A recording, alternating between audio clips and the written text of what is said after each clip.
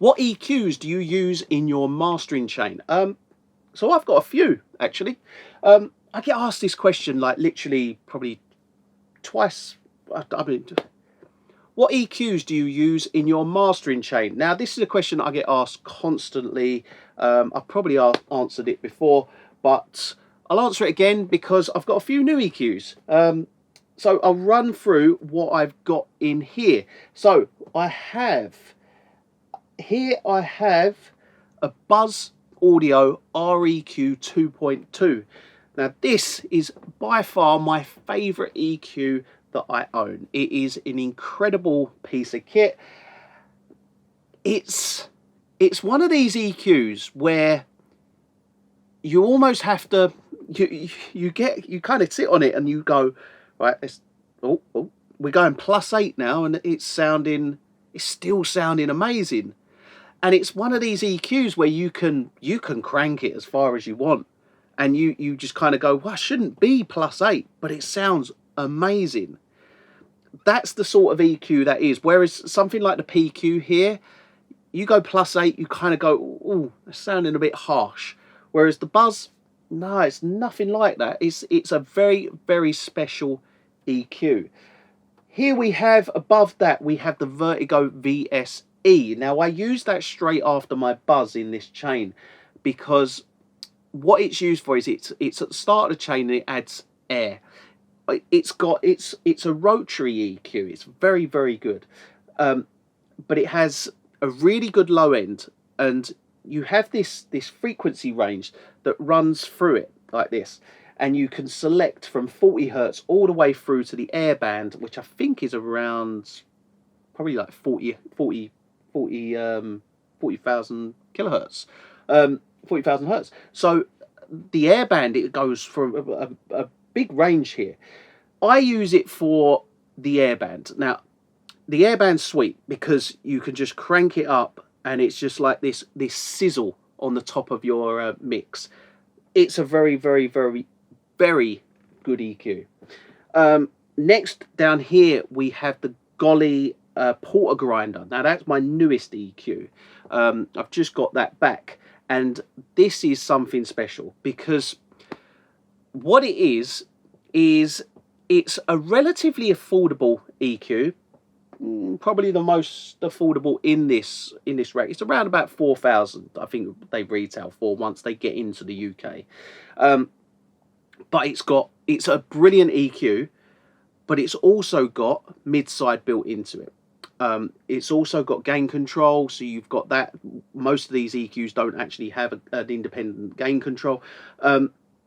It's a very, very, very, very, I keep saying very on all of these because they are very, very good. It's a very good EQ, and it's one that's, it's probably going to be, if you were to get one, it's probably going to be your all-round EQ. That's kind of an affordable EQ that's going to do everything. You can switch it into mid-side, put it into stereo, use it like that, use it however you want. It will do everything.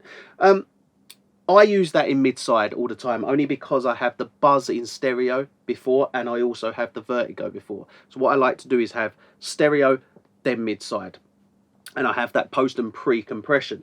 After the compressor, I have the SPL PQ, and that is what I consider a precision EQ. It's got 5 bands of precision EQ, so I can really get detailed and accurate with scooping out little harsh frequencies, for instance, or boosting a certain frequency. I can really get creative and get kind of very surgical with this EQ, and that's mainly what I use that one for. Over this side, I then have the Elysia MusEQ, or the MusEQ, or the MusEQ, whatever anybody wants to call it. I actually like to call it the MusEQ. So there, I used that with the Gemini, and I use that in mid-side. So I then have a mid-side EQ. So like I said before, I've got this one here, which is the PQ. That's in stereo, goes over to the other side, and that's in mid-side over there. And I use that basically as a mid-side EQ in a very different way to how I would use the Goly. I'd use the MusEQ to sweeten pinpoint the sides that I want to bring out. So if I need some width, I use the Elysia to just pinpoint where I want to bring out, so I can really make a sweet kind of stereo image using that. Above that, I mean, you could call them EQs. I have two Goly CrossCOMPessionEQ EQs, so I guess they are EQs. Those, I have two of them. Only because the reason I have two of them is because I want to use them in mid-side, and they are stereo units. So I'm actually just losing one side of each of those, which, you know, I can deal with that. But to do so, it's double the price because you've got to buy two of them. It's an incredible way to do it, because what you have there is you have an EQ that you can, two-band EQ basically, two for the mid, two for the sides. Then you have, on each of those bands, you also have compression, which you can then cross compress over to the high frequency to the other band, so you can create this kind of push-pull effect. It's very, very good. It's a really good creative tool. I guess as well, you could call that an EQ. I guess it is an EQ. I've got a Goly dynamic shelving EQ. So it's a dynamic EQ, and I have that at the end of my chain just before my lull limiter, and that is used as a kind of, when I get to the end of the chain, you know, say for instance you get to the end of a mastering chain and you've got like a bass that's kind of not so controlled, but you don't want to control it too much with it's not needing control via compression. It's needing control via just bringing down the volume of that certain kind of frequency range of that bass. So what we can do is just use it like that, and it's literally hit that threshold and it just drops it down, just controlling that that bass. I use it a lot just for the bass. I don't use it too much for the high end, although it's very good on the high end, only because I like to come back into the box and use something like Soothe to kind of tame any resonant frequencies at the top. I find if you're too hard with the high end, you can feel it. You know that there's some kind of ducking effect going on with the high end. So I tend to stay away from using it with the high end. It's more used as it's running into the final stage of the chain, controlling that bass, only so I can get a higher RMS and keep that level, and then I'm going into my lull limiter with a nice leveled signal that I can really compress well. So yeah, I mean, they are 1, 2, 3, 4, 5, 6, 7, 8 EQs that I have in this chain.